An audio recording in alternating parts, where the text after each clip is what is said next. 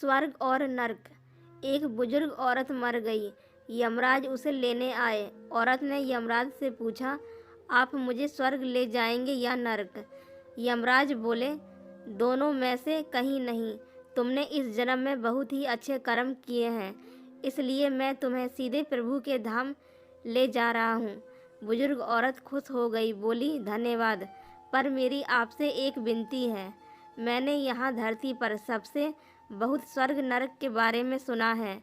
मैं एक बार इन दोनों जगहों को देखना चाहती हूँ। यमराज बोले, तुमने इस जन्म में बहुत अच्छे कर्म किए हैं, इसलिए मैं तुम्हारी ये इच्छा पूरी करता हूँ। चलो हम स्वर्ग और नरक के रास्ते से होते हुए प्रभु के धाम चलेंगे। दोनों चल पड़े। सबसे पहले नरक आया। नरक में बुजुर्ग औरत ने ज़ोर ज़ोर से लोगों के रोने की आवाज़ सुनी। वहाँ नरक में सभी लोग दुबले पतले और बीमार दिखाई दे रहे थे। औरत ने एक आदमी से पूछा, यहाँ आप सब लोगों की ऐसी हालत क्यों है? आदमी बोला, तो और कैसी हालत होगी, मरने के बाद। जब से यहाँ आए हैं हमने एक दिन भी खाना नहीं खाया। भूख से हमारी आत्माएं तड़प रही हैं। बुजुर्ग औरत की नज़र एक पतीले पर पड़ी, जो कि लोगों के कद से करीब 300 फीट ऊंचा होगा। उस पतीले के ऊपर एक विशाल चम्मच लटका हुआ था। उस पतीले में से बहुत ही शानदार खुशबू आ रही थी। बुजुर्ग औरत ने उस आदमी से पूछा, इस पतीले में क्या है?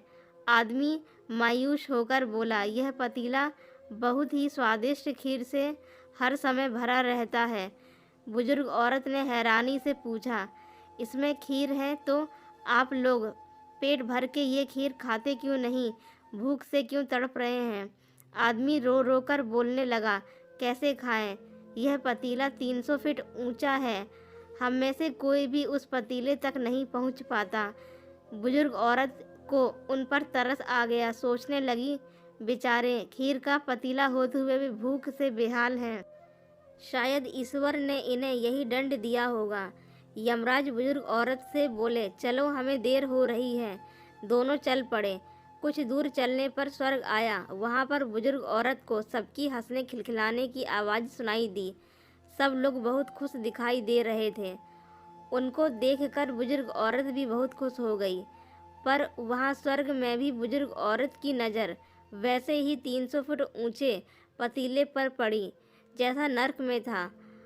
उसने ऊपर भी वैसा ही चम्मच लटका हुआ देखा। बुजुर्ग औरत ने वहाँ लोगों से पूछा, इस पतीले में क्या है? स्वर्ग के लोगों ने बताया कि इसमें बहुत ही टेस्टी खीर है। बुजुर्ग औरत हैरान हो गई। उसने बोला, पर यह पतीला तो 300 फीट ऊंचा है।